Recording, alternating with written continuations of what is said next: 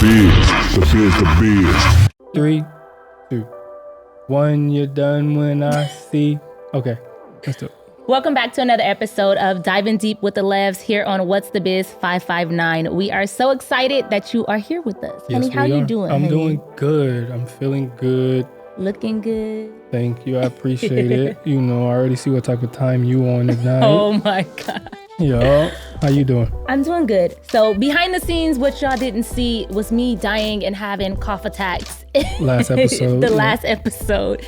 So I am on my wellness journey. So I am doing a lot better. That's good. I'm glad to hear that. Thank you. We have been talking about our success series. If you watched the last few episodes where we've been sharing tools, tips to help equip you to have a happy, healthy, and thriving marriage. And we're going to continue with that. However, we're going to give you a little twist this episode. So I believe that while it's important to know the things to do, there's also importance and wisdom in knowing what not to do in your marriage. Mm-hmm. That is equally as important. Yeah. And so we want you to think of it as like navigating a path. So the do's and the do nots in marriage, when you're on a path, the do's, you can see them as the path that you're on, like the actual route, because now you have an idea of where you're going, what you need to do in order to be successful. But then you also have the don't do's or the pitfalls in your relationship. And so my wife has a funny story of what it's like. It's a sad story. To experience a do not. I don't want to talk about it. Okay, well, I'll talk about it if you don't want to. Don't. Go ahead. I will share. Okay, so we had signed up to do this 5K run, and it was called the Bubble Run, right? And technically, we didn't really want to do it. It was with my best friend, Rochelle, and her husband, Greg. Shout out to them. We love them. Yo. But it was this bubble run that we were doing, and our husbands clearly talked us into it. And so we had been like training and trying to prepare like 30 days before to get ready for it. So it was at evening time, and it was at evening time, and so it started to get a little bit dark as we were on this journey. But we're running, we're doing good, building this momentum. We hit our runner stride, and there was this hole in the ground that I did not see. Appeared out of nowhere. Out of nowhere. And so I actually my ankle went in there, and I tumbled and fell a little bit, and it was really bad. It could have been worse. I finished the race. I got back up and I just kept going okay, I'm good. You did that. I did. You did that. However, although I was on the right path, that was a pitfall that I could have avoided because it could have caused serious injury, like a broken ankle or a broken leg or something like that. Yeah, but from my perspective, I literally imagine you getting tired. We're probably at the 3.5K mark. Yeah, we had been hit it a few times already. Yeah, it's getting dark. We literally running in dirt and grass. It was dirt. Mm-hmm. And I seen you drift behind the pack a little bit. Mm-hmm. And the next thing I seen was just a bunch of dust behind me. And then I seen you literally just sitting down there just drawing your name in the dirt. And I'm like, what is she doing? Clearly, he's the storyteller. Yeah, stop it. But anyways, so it was bad. It was bad for real. It was. But we're pointing this out because this is also similar in marriage. It would go smoother. Your marriage would go smoother if you also identify the do nots. The do nots are the pitfalls or the things that really cause your marriage to have a rift. And basically, your do nots are the boundaries that you set in place. Don't do this because this is going to affect us in this way. And I want you to consider that because a lot of times when we talk about do nots, it's usually why don't you talk to or why don't they always, or why do you feel like it's usually in a negative tone, but do nots in this sense will keep you from entering into something like fidelity or watching pornography or, you know what I'm saying? It keeps you from those behaviors because we think about don't have sex with somebody outside of your marriage as the do not. Now we understand that's the do not, but that's a do not for sure. That's a consequence. That's a result of something that's already been taking place within your marriage or within your heart. Yeah. And so when we talk about do nots, we're talking about behaviors that are negative that basically create a pattern that over time causes you to emotionally separate from your partner. And so we want to talk about 4 of those today. And the first one, and I'll let you jump into it. I think you might like this one. The first one, well, let me say this. They're called the 4 horsemen. Mm-hmm. And basically like they are they came from research. And what the researcher found is that like he can predict whether a couple was going to divorce by hearing how they argue, like by assessing the negativity within their conversation, how they address problems, gave him the telltale signs of if they were going to divorce. And he can predict with over 90% accuracy whether that was going to happen within 7 to 10 years. And so the first horseman that was a predictor is drum roll, please. Drum roll.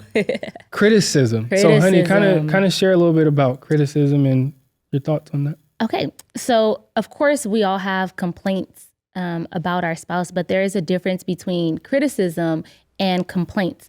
So a complaint focuses on a specific behavior or event. So a complaint would be like, I'm upset with you because you didn't do the dishes, right? We agreed it was your turn. Can you do them?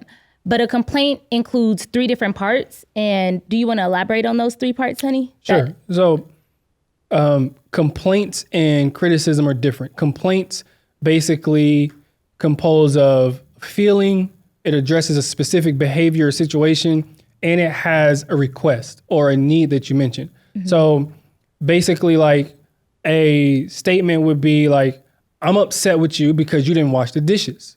And we agreed that it was your turn. And I would appreciate it if you please wash them because we have guests coming over and I don't want our house to look dirty.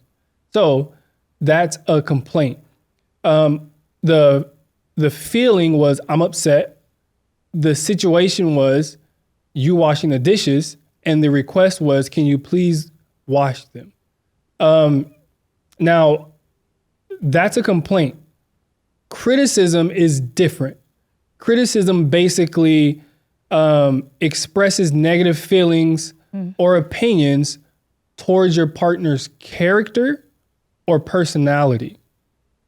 And I'll let you go into that a little bit, honey. So if you take that same situation, criticism would sound like, why are you so forgetful? Why can't you ever keep your word? You said you were going to do the dishes, right? Like that's attacking a person's character. And it's easier to point out the behaviors or something in someone else versus looking inwardly. And it's easier to say you always or you never versus really looking at yourself. It's easier to say you than it is to say I. If you would do that and be self-aware of what it is that you're feeling, because most of the time a complaint is coming from a place of not having a need met. So if you take time to really think about it, okay, what is it that has me irritated or on edge, or why am I feeling frustrated? And instead of complaining to your spouse, sit with those feelings and then decide, okay, this is what I'm feeling, and express to your spouse, okay, this is what I need from you in a way that's corrective criticism versus a complaint. Good. And you might be wondering, well, they sound the same, like, especially when I'm talking, like, how can I tell the difference? So they usually start off different. If you are complaining, if you are simply addressing a situation, how you feel about it, like you usually have a soft startup. And what this means is like, you're not lashing out. You're not being sarcastic. You're not attacking the character of your person.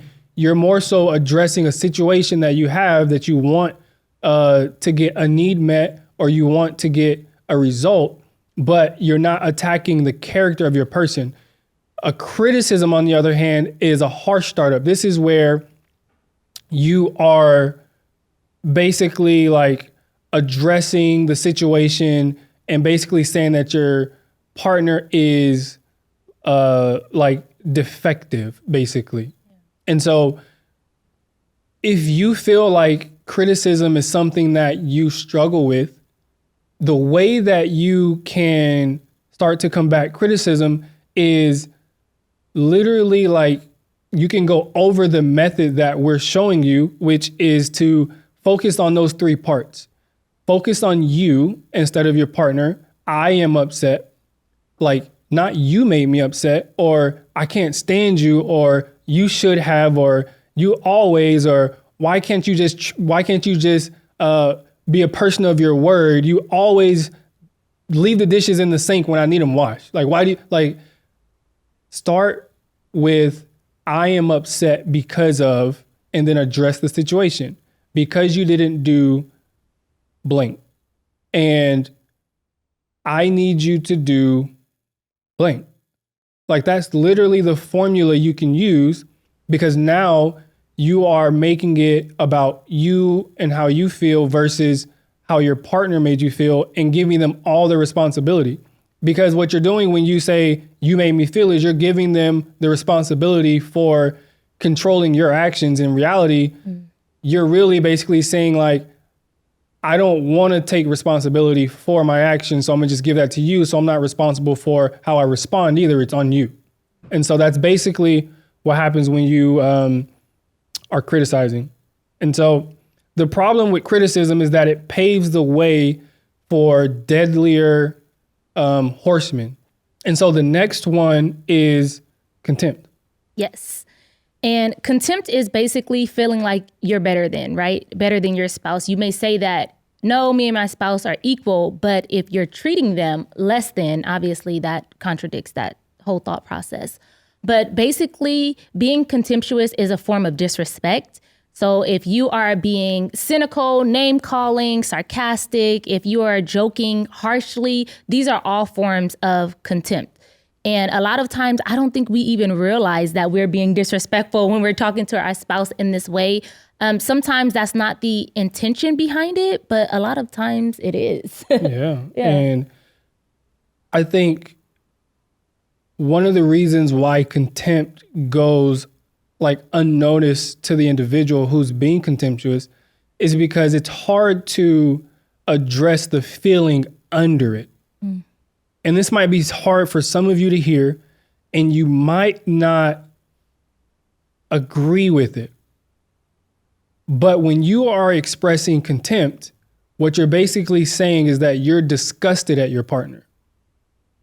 When you take the high road, or when you are having this sense of superiority over your spouse, it's because the longer you are together, the more you start to see flaws, the more you start to attach that to their character. Because remember, criticism gives way to deadlier horsemen. Mm-hmm. And so the more you criticize, the more negativity you start to develop about your spouse. And now you're starting to see them as defective. And so now you're saying that you're better than them. And now you're feeling as if what they do really bothers you to the point of disgust. Think about it. Like when you like have harsh jokes, or when you're sarcastic, like you don't have to scrunch up your nose to be disgusted. Usually when we think of something disgusting, we'll make a face. But contempt can hide behind a very bad joke. And I really want to emphasize this because research shows that out of all the horsemen that we're going to talk about today, out of all the negative behaviors, contempt is the one that can single-handedly predict divorce the easiest. Mm. If you hold contempt towards your partner, if both of you have contempt towards each other, this is really going to be deadly for your relationship. Yeah, and it's fueled by negative thoughts, like long-term negative thoughts that you have about your spouse. And nothing is resolved when you're being contemptuous. But because things have gone unresolved, it brings up all these negative feelings that you may have towards your partner that starts this negative, vicious cycle. Yeah, and so I really want to reiterate what my wife said as far as like when it comes to like these long-term negative thoughts, you need to be mindful that you are resolving issues. Mm-hmm. You might not be the person that like attacks your spouse or the person that talks super loud. Even if you don't address a problem and you like let it slide, that's still unresolved. And so you start to build up all of this negative energy, negative emotions, negative feelings, negative thoughts towards your partner. And if you are in a cloud of negativity, it only makes sense that you're going to see your partner in a negative way. And when you see them in a negative way, it's so hard to see your flaws. It is very hard to see your flaws. And so that's why, in order to combat contempt within your marriage, you need to develop an environment and a culture of praise and thanksgiving. You need to constantly be in a habit of seeing the good in your partner, creating a perspective of your partner that, yeah, she's not perfect, or yeah, he's not perfect, but he has more good than bad. Like when you got married, think about this. You didn't get married for the 2% that you've seen was wrong in your partner. For some of you who might got a lot of issues, it might be 25, give or take. But you got married for the 75, 98% good that you've seen in your partner. And once you get married and you start to be married for a while, you start to see that 2%, and that 2% starts to get big, and it starts to be the filter you see through. And the way you make that smaller, the way you start to create an environment in your mind that's positive for your partner, is you start to be thankful. In every situation, there's a reason to be thankful. There's things about your partner that you can be thankful for. Our third horseman is going to be defensiveness. So when it comes to defensiveness, obviously, when we feel like we're under attack, then it's a natural response to defend ourselves. And I feel like we've said this before, but it's important to reiterate that again, that to understand that you're attacking the problem, not each other, because that in itself can avoid defensiveness. But when you are being defensive and you feel like you have to defend yourself, again, nothing is getting resolved. And then you're in this cycle, like we mentioned before. This is another one, of course, that adds to that when it comes to being defensive. So what else do you want to add to that, honey? I really just want to point out that when it comes to being defensive, you're defensive for a reason. Your partner has said something to you, made you feel a type of way, and there's this anger that arises within you, and you're creating distance from the hurt that you feel, the embarrassment, the rejection, the betrayal, however it looks. Like your defensiveness is protecting what was hurt. And that is completely understandable. Nobody likes to be hurt. Nobody likes to be talked to in a disrespectful way. Nobody likes to feel belittled. But the thing about defensiveness is it doesn't produce the results that you think it is. Like when you're defensive, what you're basically saying is like, this can't happen. Like you're not finna make me feel any type of way. Like you sitting here attacking me, like I either need you to back off or I need you to apologize. But what you're saying behind defensiveness is that I'm actually not the problem. I'm defensive because you're the problem. You're the one who has the issue. Like you're attacking me and you're making me feel like I'm the perpetrator or I'm the problem, when in reality, it's you. And so with understanding that defensiveness is a result from being hurt or your partner making you feel a type of way, understand that once you are defensive, it actually has more negative effects on your relationship than positive. Yeah, that's good, honey. And the way that we combat defensiveness is to basically validate your spouse's feelings, right? And it's hard to do that when you feel like you're not the one at fault, but you have to take responsibility for your part in it. And so instead of getting defensive, there has to be a conscious decision that's made of, okay, let me validate your feelings. I know that's how you feel. And then after listening and hearing them express whatever it is that they're feeling and the need that they have for you, then it allows you the opportunity to take responsibility for not noticing it sooner. And a lot of times we feel like, okay, well, you may feel that way, but that's not my intention behind what I said, or I didn't mean it in that way. And so it's easy to be defensive, right? Like, that's not what I said, or that's not how I meant it. You took it that way. That's your part. That's on you. But the reality is their feelings are valid. If I felt hurt because of something that my husband said, even if it wasn't his intention that what he said came across hurtful, I'm still hurt. My feelings are still valid. And to deny that would make me feel not seen, not heard, and not loved in that moment. And so it's important to, even if you feel like you're not in the wrong, I'm sorry for how I made you feel. This is what I meant. That's when you can obviously explain that. But once there's a need that's expressed, like, I'm sorry, I didn't even know that's what you needed from me. And I'm sorry for not noticing that sooner. So take responsibility. That is extremely important when it comes to being defensive. It is, honey. And I want to just piggyback off that because you made a good point. We need to take it. We need to accept responsibility, because what happens when we're defensive is we start to create a negative cycle. And this is a vicious cycle, because you feel attacked, you get defensive, and you invalidate.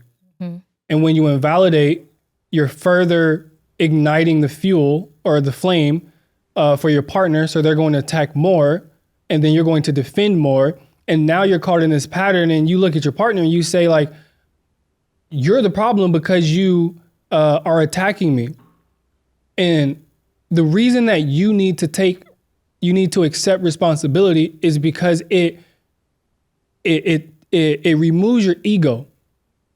The problem with a lot of you is that you let your ego stop you from taking or accepting responsibility. When you don't accept responsibility, then you're not owning your part in it. What you're saying is, like, this pattern or this issue that we have, like, it's not an us thing.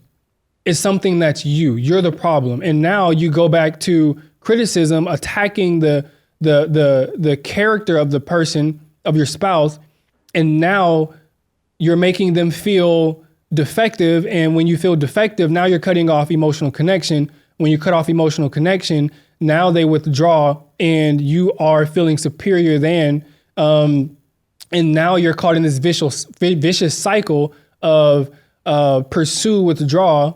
And now you're wondering, why in the world is this happening? And how did we get here? How did we go from falling in love to having beautiful children to now not wanting to be around each other, can't stand each other? And it's because it's your ego. You have this pride that's basically saying, like, I'm not going to apologize. I'm not going to accept responsibility. But what you don't realize is that there's no problem if there's no two people. If it's just you, you have no issues with your partner. And so accepting responsibility actually softens the turmoil. Because what you're saying is, like, yeah, I ain't accepting all of this, and it's not all my fault because it takes two, but I do see my part in it, and I can own up to my part. And once you start doing that, once you start accepting responsibility, you can start to decrease the defensiveness that you feel in your relationship. All right, you ready for the fourth one? Do it. The fourth horseman is stonewalling. And basically, this is when you're tired of arguing, you just shut down completely. Like, you're no longer engaging. You don't want to argue anymore. You're not listening anymore. You're like a stonewall, literally, like it says. And a lot of times couples think that if they avoid conflict, they can avoid an argument, but this just causes resentment in the marriage, right? So you can't avoid conflict and think that you're going to get anything resolved. But stonewalling is not the best way to go either, because you're basically turning away from your partner, which is in turn turning away from your marriage. And that's something that can be very, very hurtful and make your spouse feel alone in the marriage, as if you don't care at all but what it is they have to say. Say that again, though, because you said turning away from the argument is like what? Turning away from the argument is turning away from your spouse, but it's also like turning away from your marriage. Like saying, this is not important enough or valuable enough for me to work through this and fight for this. Like, I'm just not going to do nothing at all. Ooh, I got a question for you. So what do you think happens when you liken your marriage to the actual conflict and you turn away from it? What do you think happens? Then you feel like throw the whole marriage away. Like if you're avoiding conflict and you're looking at it as a whole, like as in your marriage is the problem, then you're gonna want a new marriage and potentially a new spouse, which in the beginning you mentioned that a lot of the times the do not is like do not have an affair or do not cheat or do not watch pornography. But if there's a need not being met in your marriage and it's causing you to stonewall because you're not getting what you need, vice versa from either spouse, then this is how the do nots happen. And it's easy to slide into those things without even realizing it. Yeah. And this is why self-awareness is important, because if you can start to notice the little shifts, the little things that are different, you can start to pick up on where your relationship is. Yeah. Now, the research behind stonewalling is so key. Men usually stonewall more. In a research study, like basically it was like 85% of the men basically were stonewallers compared to like a lower percentage of women. And men, I'm not gonna lie, I'm guilty. We do it to self-soothe. Like for me, if I've had a long day, if I come home and the kids have been going nuts, my wife, she just hasn't had a moment. She wants to let everything loose. She wants to tell me how she feels. She wants to tell me about the kids. She wants me to tell me about her job, her friends, her family, all the things that are going on in her life. And I literally just got done seeing like 6 patients. I got done hours of schooling. I'm exhausted. And so naturally, like I'm tuned out because like it's overwhelming for me. So men do this to self-soothe. Like, I don't know why we do it. I don't know if it's just like, we don't want to like make, like feel like we disrespecting you, or I don't know. I feel like that's more disrespectful than just saying like, hey, give me a minute. Let me go gather myself. And then we can have this conversation, or I can't be fully present for this conversation right now. Just give me like 5-10 minutes and then I can be here with you. But for me to be engaging in your stonewalling, so it's like I'm talking to myself anyways. And I feel like you wasted my time and yours. Like, just tell me what you, in that moment, you can tell me like, okay, I can't be with you right now. Like, give me a minute. Be present with you, not be with me. Hold on. I'm gonna be with you either way. I know, you are. Hello. But like, take that moment to self-soothe. You said it's a form of self-soothing, but then would the antidote to that be to find a better way to self-soothe? The antidote with that is to basically self-soothe in general and just release. Now, I will say this. It does happen differently. Like if I'm coming home and I am running on fumes and I'm at like 29, 30%, you know what I'm saying? And like, it feels like all the tabs are open in my mind, like my battery's just being drained. It's probably better for us to have a conversation tomorrow, because I can go and self-soothe to have this conversation, but soothing for me is going to sleep. I need 24 hours, 8 hours to self-soothe, and then I can be with you. So if you want me to be present, especially at the end of the day, it looks different. Now, if we're having a heated conversation, like physiologically, like 20 minutes allows for enough time, according to research, for you to be able to calm down so you can be present. Now, when it comes to stonewalling, this is something that happens later in the relationship. This is a result of me checking out because I'm tired of having the same conversations. I feel like we're not getting anywhere. I feel like you're not listening to me. I feel like I'm not getting my point across, whatever the case may be. Like you continue to make me feel less than. Yeah. And so in order for me to not feel less than, I'm going to check out because it hurts and I don't want that hurt. And so I'm going to make sure that like I'm doing what I need to do so I'm not overwhelmed. And so with men, this happens more often than not. But when it comes to when women stonewall, you in trouble. When a woman withdraws and stonewalls, yeah. Listen, we're not talking about when a woman withdraws when a has stonewalling. We're just talking about when a woman withdraws and like she's done. Men, if you don't hear anything else I say, hear this.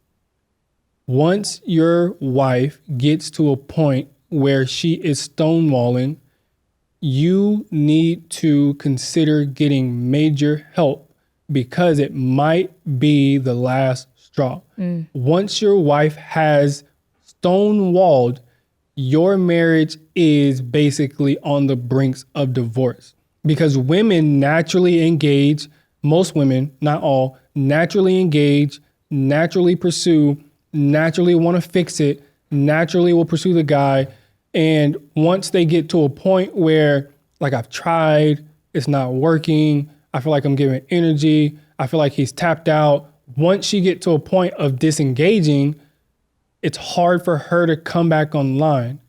And research has shown that women who get to a point of stonewalling, and it takes a long time for it to happen, but once they get to a point of stonewalling, your marriage is in trouble.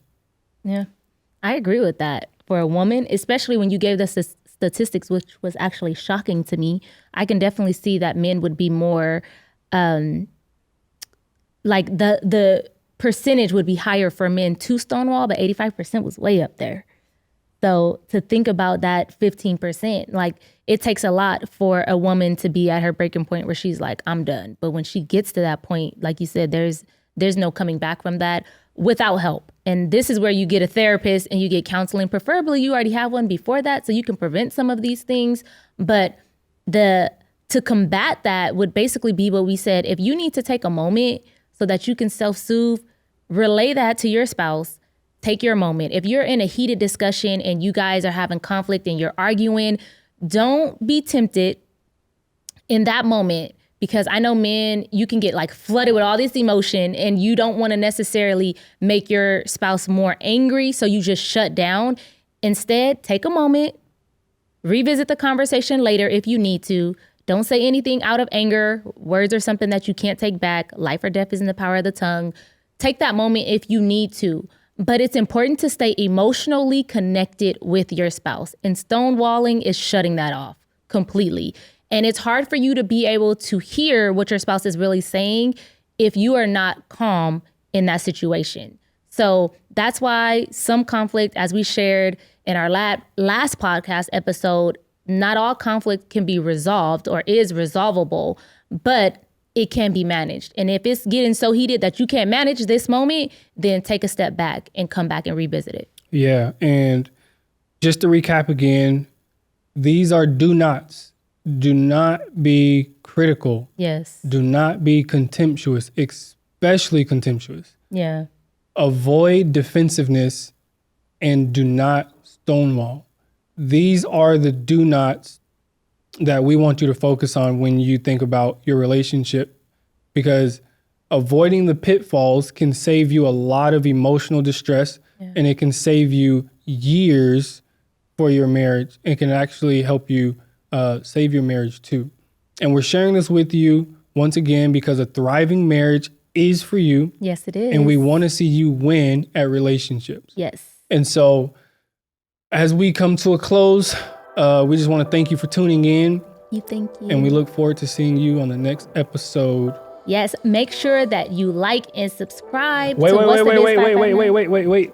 Tell them about what's coming up. Oh, yes. We almost forgot. We almost let you off the hook. Okay, we are so excited. If you follow us on Love, you've probably seen We are going to be doing our second annual gala, and the theme is going to be on Cloud 9, but we are doing an adult prom. It is going to be amazing. We made it affordable. It's going to be $25 a ticket. We're going to be doing a silent auction. There'll be food. There'll be photo booth there. It is sponsored by Nuclear Media and What's the Biz 559. So listen, you do not want to miss it. We've heard from several people that they want to see what it's like to come to one of our events. So this is going to be one that you don't want to miss out on. And I know most of y'all didn't even get the opportunity to go to prom with y'all spouse. Y'all didn't even know who they were at that time. So this is a time to be able to relive that moment, or actually make new memories because you didn't live that moment, but make new memories and get to share that moment with your spouse. Yeah, turn me up, Metro. Listen, so we're going to be doing... Who is this guy? We're going to be doing... a giveaway. This giveaway is going to be dope. Oh yeah. It's going to go to who can have, like, how do you word it? Who has the best prom proposal? The way you ask your spouse to the prom. Yeah, we're going to have a super cool prize for you. And we're also going to announce the king and queen of the evening. We will have a so king. You don't want to miss. And we also going to have Save the Last Dance. So you know we gotta have a traditional slow dance. So listen, fellas, bring your suits. Okay. Ladies, make sure you got your dresses, stilettos, whatever you prefer. Listen, just come with it. We're gonna have fun. It's always gonna be a good time. Yes, and you can find that on our website at www.levlove.org or on our Instagram. We have it linked in our bio. We are excited. Thank you for tuning in, and we can't wait till the next episode. We have something exciting for you, so you don't want to miss it. Turn me up, Metro. Peace.